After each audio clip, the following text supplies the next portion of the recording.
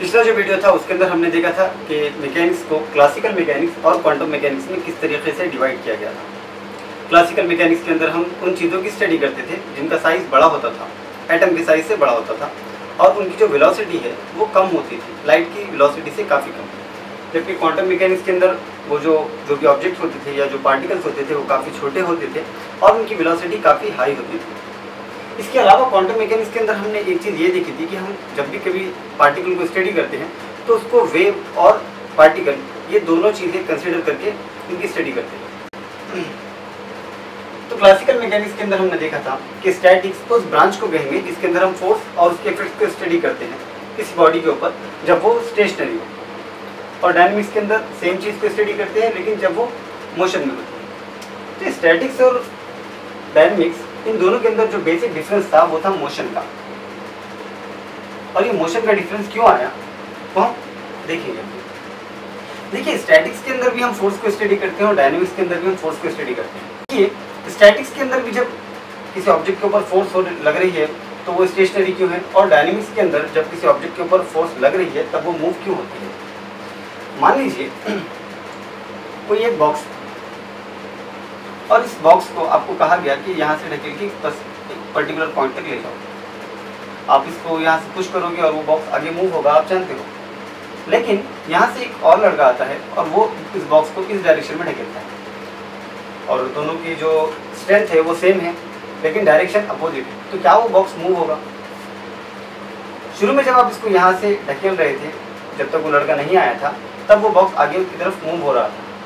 लेकिन जब यहाँ से एक दूसरा लड़का आ गया और उसको अपोजिट डायरेक्शन में ढकेलने लगा, तब वो बॉक्स मूव होना जो था वो रुक गया, क्योंकि यहाँ पर दोनों की जो फोर्स थी वो इक्वल थी लेकिन उनकी डायरेक्शन अपोजिट थी।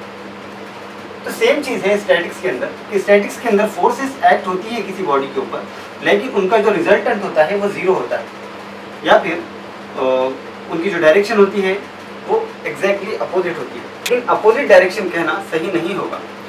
अगर इसको हमको यूँ कहना चाहिए कि इसके ऊपर जो नेट फोर्स है वो जीरो होती है किसी भी ऑब्जेक्ट के ऊपर। मान लीजिए ये कोई एक पॉइंट है, यहाँ पर इस डायरेक्शन में फोर्स है, इस डायरेक्शन में फोर्स है, इस डायरेक्शन में और इस डायरेक्शन में, यहाँ पर काफ़ी फोर्सेस हैं। इन सारी फोर्सेस को अगर हम ऐड कर दें तो उनका रिजल्टेंट जीरो आएगा। और जब भी किसी फोर्स को ऐड करने पर या फोर्स सिस्टम को ऐड करने पर उनका रिजल्टेंट जीरो आएगा, तब हम कहेंगे कि हम स्टैटिक्स को स्टडी कर रहे हैं। वहीं डायनेमिक्स के अंदर उनका जो समेशन होता है या उनका जो टोटल होता है या उनका जो एडिशन होता है वो जीरो नहीं होता। और जब किसी ऑब्जेक्ट के अंदर नेट फोर्स जीरो नहीं होती तब उस ऑब्जेक्ट के अंदर मोशन होती है।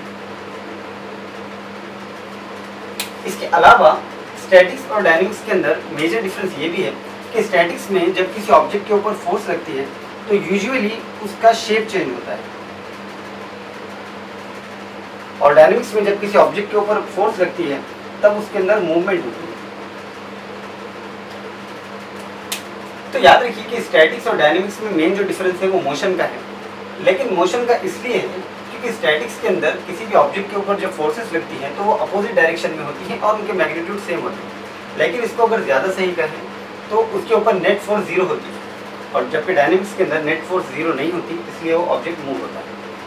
इसके अलावा डायनेमिक्स को और दो कैटेगरीज के अंदर डिवाइड किया गया था, एक था काइनेटिक्स और एक था काइनेमेटिक्स। डायनेमिक्स और काइनेटिक्स की जो डेफिनेशन है वो सेम ही होगी, तो फिर अगर दोनों की डेफिनेशन सेम है तो इसको क्लासीफाई या फिर इसको कैटेगराइज करने की ज़रूरत थी, तो उसकी ज़रूरत थी काइनेमेटिक्स। काइनेमेटिक्स की वजह से डायनेमिक्स को दो क्लासेस में डिवाइड करना पड़ा। और काइनेमेटिक्स के अंदर हम किन चीज़ों की स्टडी करते हैं, तो अगर आपको ये लगता है कि काइनेमेटिक्स में हम फोर्स की स्टडी करते हैं तो ऐसा बिल्कुल भी नहीं है। काइनेमेटिक्स के अंदर हम फोर्स की स्टडी बिल्कुल नहीं करते। काइनेमेटिक्स में हम सिर्फ स्टडी करते हैं प्योर मोशन के बारे में, कि कोई भी ऑब्जेक्ट किस टाइप से मूव होता है। जैसे अगर मैं कहूँ कि मेरे घर का जो डोर है वो किस टाइप से काम करता है, और कोई लड़का आके कहता है उसकी कॉपी मुझे बताकर कि किस टाइप से काम करता है, तो हालांकि दोनों के मटेरियल डिफरेंट है, दोनों के साइज़ डिफरेंट है, दोनों को ओपन करने के लिए फोर्स डिफरेंट लगती है, फिर भी दोनों का जो मैकेनिज्म है वो सेम है।